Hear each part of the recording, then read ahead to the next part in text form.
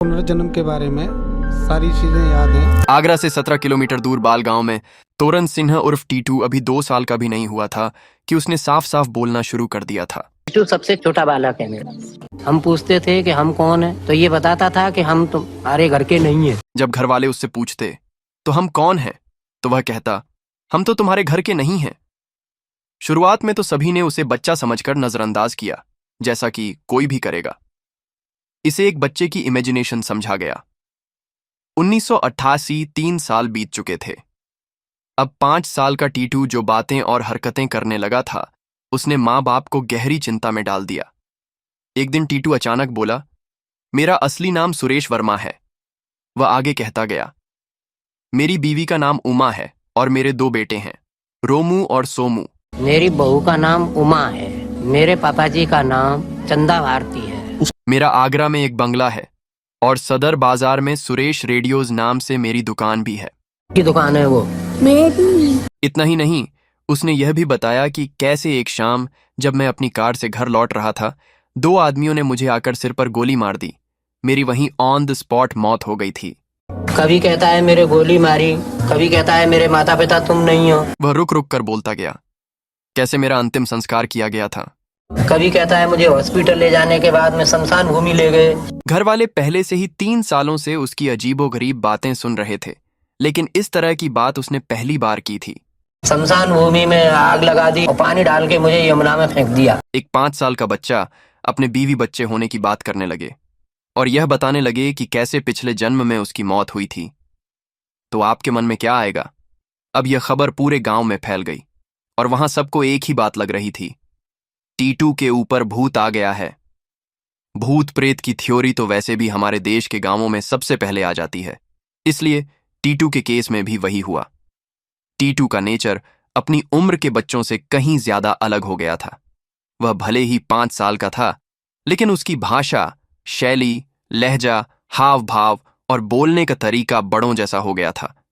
वह अपने माँ बाप की गरीबी का मजाक उड़ाने लगा। अपनी माँ से कहता, मेरी बीवी तुम्हारी तरह ऐसी फटी पुरानी साड़ी नहीं पहनती। मम्मी मेरी उमा तो 2,000 की साड़ी पहनती है, तुम गंदी धोती के बाहर मत जाओ। वह यह भी कहता, मैं इस गंदे से घर में नहीं रह सकता, मैं अपने बंगले में रहने जा रहा हूं। फिर वह बिल्कुल बड़े आदमी की तरह सूटकेस निकालकर अपने कपड़े पैक करने लगता। जब घर वाले उसे डांट कर रोकते तो वह उन्हें घर से भाग जाने की धमकी देता। वह कहीं पैदल या बस से जाने को तैयार नहीं होता और कहता, मुझे सिर्फ अपनी कार से ही चलने की आदत है। टीटू अपने 6 भाई बहनों में सबसे छोटा था, लेकिन उसका यह अजीब बर्ताव माँ बाप के लिए एक बहुत बड़ी परेशानी बन चुका था। झट झोला अपने छोटे छोटे कपड़ा भरे और झट चल रहे तो। जब घर वाले उसे डांट कर रोकते तो वह उन्हें घर से भाग जाने की धमकी देता। वह कहीं पैदल या बस से जाने को तैयार नहीं होता और कहता, मुझे सिर्फ अपनी कार से ही चलने की आदत है। टीटू अपने 6 भाई बहनों में सबसे छोटा था, लेकिन उसका यह अजीब बर्ताव माँ बाप के लिए एक बहुत बड़ी परेशानी बन चुका था। माँ को माँ नहीं समझता है, पापा को पापा नहीं समझता है, भाइयों को भाई नहीं समझता है और हमेशा इसी रट में लगा रहता है कि मैं आपके यहाँ तो दिन काट रहा हूँ। इसीलिए उन्होंने अपने सबसे बड़े बेटे अशोक से कहा कि वह इन सब बातों की सच्चाई पता करे। आखिर ये सब बातें कहाँ से आ रही थीं? क्या यह टीटू की सिर्फ एक इमेजिनेशन थी या कोई उसे ये सब सिखा रहा था? इन बातों में कितनी सच्चाई थी? सदर बाजार, आगरा, इन सवालों के जवाब खोजने के लिए टीटू का भाई अशोक अपने एक दोस्त के साथ गांव से आगरा के सदर बाजार की ओर चल पड़ा, क्योंकि टीटू अक्सर यही बोलता था कि वहां उसकी सुरेश रेडियोज नाम की दुकान है। अशोक और उसका दोस्त वहां पहुंचकर इस नाम की दुकान ढूंढने लगे, लेकिन जब उन्हें सुरेश रेडियोज नाम की कोई दुकान नहीं मिली तो वे थककर एक जगह बैठ गए। तभी अशोक की नजर एक बोर्ड पर पड़ी। सुरेश रेडियोज, वही नाम जिसका टीटू बार बार जिक्र करता था।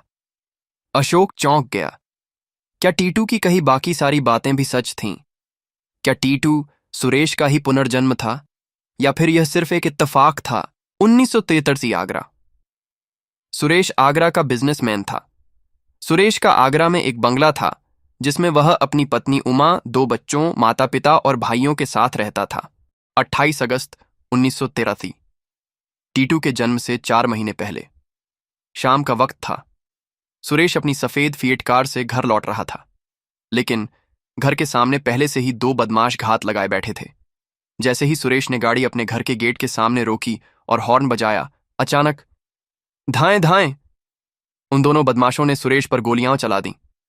गोली की आवाज सुनकर घर वाले दौड़ते हुए बाहर आए, लेकिन तब तक बहुत देर हो चुकी थी। सुरेश की जान जा चुकी थी। गोली कनपटी के दाईं तरफ लगी थी।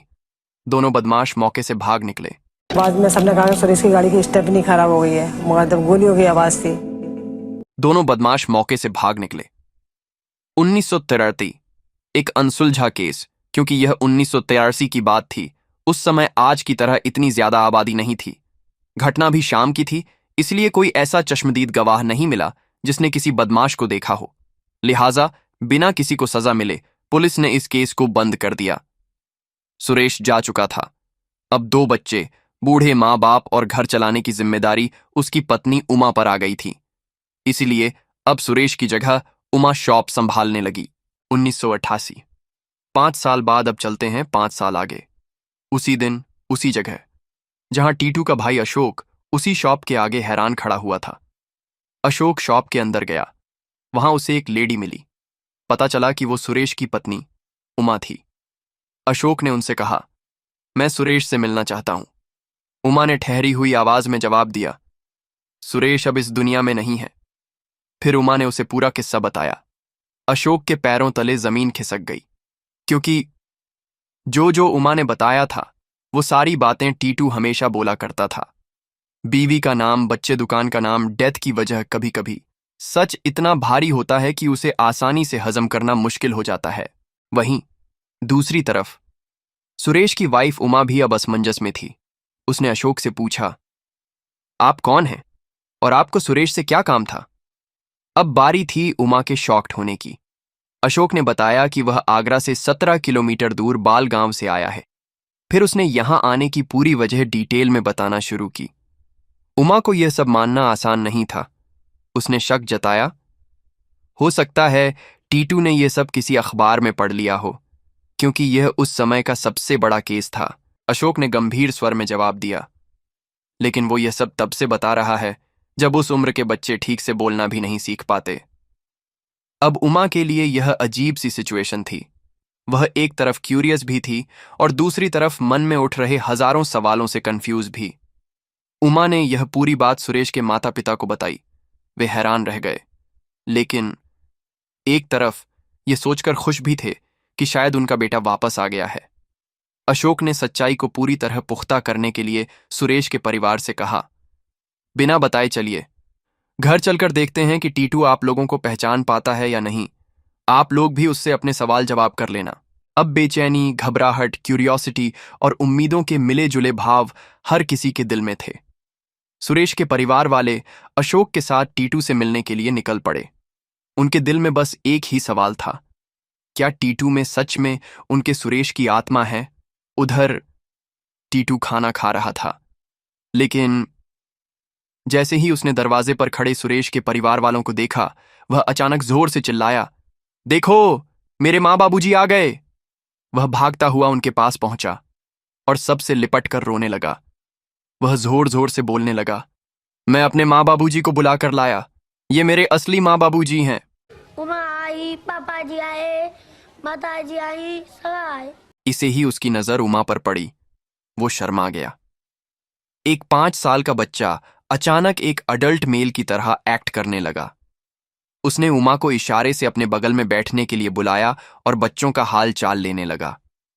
टीटू ने उमा से डोलपुर के मेले से जुड़ी कुछ बातें की, जिसे सुनते ही उमा हैरान हो गई, क्योंकि ये सब बातें सिर्फ और उमा के बीच ही हुई थीं। मिलने के बाद जब सब वापस जाने लगे तो टीटू ने देखा कि बाहर मारुति कार खड़ी थी, जिससे सुरेश की फैमिली आई थी। मारुति कार देखते ही उसने पूछा, मेरी फिएट कार कहाँ है? जिस पर उसे पता चला कि सुरेश की डेथ के बाद घर वालों ने वो कार बेच दी थी। टीटू बड़े स्टाइल से कार के अंदर बैठा, खुद से कार का म्यूजिक सिस्टम ऑन किया और इतना ही नहीं, सुरेश के भाई की हेल्प से थोड़ी दूर तक कार ड्राइव भी कर ली। हैरानी की बात यह थी कि टीटू ने इससे पहले कभी कार देखी नहीं थी और उस वक्त तो इतनी गाड़ियां भी नहीं होती थीं, लेकिन ये देखकर ऐसा लग रहा था मानो उसके लिए ये सब नया नहीं है। टीटू ने सोचा कि अब वो भी उनके साथ आगरा जा रहा है, लेकिन जब असली पिता ने उसे प्यार से समझाया और वादा किया कि वो जल्दी मिलने आएंगे, तो वो रुक गया। अब तय हुआ कि एक दिन टीटू को आगरा बुलाया जाए ताकि वो अपनी पास्ट लाइफ की मेमोरीज को कंफर्म कर सके।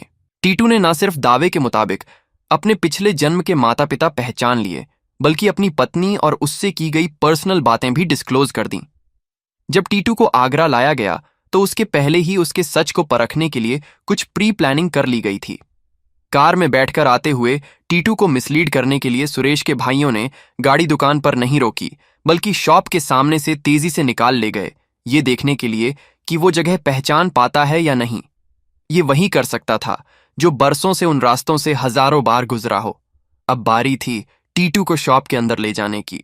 टीटू दुकान के अंदर एंट्री करता है, लेकिन उसकी चाल और बॉडी लैंग्वेज एक 5 साल के बच्चे की नहीं, बल्कि एक शोरूम के मालिक की जैसी हो गई। दुकान के बाद टीटू को सुरेश के घर में लाया गया, लेकिन उसकी आने से पहले ही सुरेश के दोनों बच्चों को घर के बाहर मोहल्ले के बच्चों के साथ खेलने के लिए भेज दिया गया। लेकिन यहां पर भी टीटू फेल नहीं हुआ। उसने उन मोहल्ले के बच्चों के बीच सुरेश के दोनों बच्चों को पहचान लिया। इतने सारे एविडेंसेस सभी के लिए काफी थे ये मानने के लिए कि टीटू सिंह ही सुरेश शर्मा का पुनर्जन्म है। लेकिन कहानी यहीं खत्म नहीं होती। मीडिया और साइंटिफिक रिसर्च मीडिया में ये केस हर जगह छा गया था। इसकी जानकारी दिल्ली यूनिवर्सिटी के प्रोफेसर N.K. चड्ढा को मिली। प्रोफेसर चड्ढा डॉ. इयान स्टीवेंसन के साथ रिसर्च टीम में थे। डॉ. Ian Stevenson university of Virginia के एक वेल नोन और हाई रिस्पेक्टेड प्रोफेसर थे जो रीइंकार्नेशन पुनर्जन्म पर की गई साइंटिफिक रिसर्च के लिए फेमस थे। डॉ. इयान स्टीवेंसन के एडवाइस पर एंटोनिया मिल्स, जो एक रिसर्चर और उनकी कलीग थीं, टीटू के केस को क्लोजली स्टडी करने लगीं। सुरेश की फैमिली ने बताया था कि सुरेश का नेचर काफी एग्रेसिव और शॉर्ट टेम्पर्ड था। छोटी छोटी बातों पर वो लड़ाई झगड़ा कर लेता था। डॉ. मिल्स ने नोटिस किया कि टीटू का नेचर भी धीरे धीरे वैसा ही होता जा रहा था। तोरण सिंह उर्फ टीटू, एक 5 साल का बच्चा, अब ऐसा खुलासा करने वाला था जिसने मीडिया जगत में आग लगा दी। टीटू ने बताया कि 28 अगस्त 1983 की शाम, जिस दिन उसे गोली मारी गई थी, उसने उन 2 बदमाशों में से एक का चेहरा पहचान लिया था, और वो शख्स कोई और नहीं बल्कि उसी का, यानी सुरेश का ही एक साथी बिजनेसमैन था। अच्छी बात यह थी कि आगरा पुलिस ने इस केस को सीरियसली लिया। पुलिस ने टीटू के बयान के आधार पर उस आदमी को उठा लिया और सख्ती से पूछताछ की। इसी कारण उसने अपना अपराध कबूल कर लिया। इस कबूलनामे के आधार पर 1933 के सुरेश वर्मा मर्डर केस को रीओपन किया गया। पहली बार पुनर्जन्म से जुड़ा कोई केस कोर्ट में। यह पहली बार था जब पुनर्जन्म से जुड़ा कोई केस कोर्ट में आया था। गवाही के लिए टीटू को बुलाया गया। उसने भी कोर्ट में पूरा इंसिडेंट डिटेल में बताया। केस का सबसे बड़ा टर्निंग पॉइंट, पोस्टमार्टम और बर्थ मार्क रिपोर्ट। सुरेश के सर पर जिस तरह गोली मारी गई थी, उसी तरह 2 निशान टीटू के सर पर मिले। जब उसके बाल हटाए गए तो पाया गया कि उसके सर में बिल्कुल वैसे ही 2 निशान थे जिनका साइज और शेप सुरेश के सर पर लगी बुलेट के एंट्री और एग्जिट वुंड से मिलता था। डॉक्टर इयन स्टीवेंसन ने अपनी रिसर्च में मेंशन किया है कि बर्थ मार्क और पास्ट लाइफ की इंजरीज के बीच कनेक्शन होता है, और यही मान्यता हिंदू धर्म में भी है। कोर्ट में डॉक्टर एंटोनियो मिल्स के टीटू से जुड़े रिसर्च पेपर भी सबमिट किए गए। कोर्ट का ऐतिहासिक फैसला। इन सभी सबूतों के आधार पर आगरा कोर्ट ने यह मान लिया कि टीटू ही सुरेश का पुनर्जन्म है और सुरेश के कातिलों को सजा हुई। यह एक रेवोल्यूशनरी और कंट्रोवर्शियल जजमेंट था जो उस वक्त हर न्यूज़पेपर के फ्रंट पेज पर छा गया था। उन अपराधियों ने कभी सपने में भी नहीं सोचा होगा कि जिसकी जान लेकर वो बच निकले थे, वो दोबारा जन्म लेकर फिर लौटेगा और उन्हें उनके की सजा दिलवाएगा। अब आखिरी बड़ा सवाल, क्या टीटू अपने पिछले जन्म वाले माता पिता के पास चला गया, या फिर उसने अपने इसी जन्म के माता पिता को ही अपनाया? सुरेश भले ही टीटू के रूप में वापस आया था, लेकिन वो सुरेश तो नहीं था। माना आत्मा वही थी, लेकिन शरीर तो एक बच्चे का था। न उमा के लिए वो उसका पति रह गया था और न ही उसके बच्चों के लिए वो एक पिता। सुरेश के पिता भी जानते थे कि अगर मोह में उन्होंने टीटू से नजदीकियां बढ़ाईं तो टीटू के माता पिता जीते जी अपने बेटे से दूर हो जाएंगे। और एक बेटे को खोने का दर्द वो पहले से ही जानते थे। दोनों परिवार अपनी अपनी जिंदगी में लौट गए, लेकिन रिश्ता बना रहा। टीटू आज भी अपने पिछले जन्म के माता पिता और परिवार से मिलने जाता है, लेकिन अब उनका मानना है कि हम दो जिंदगियां नहीं जी सकते। जो कल बीत गया सो बीत गया, और जो बाकी है वो है हमारा आज। पुनर्जन्म का यह अनोखा केस हमें क्या सिखाता है?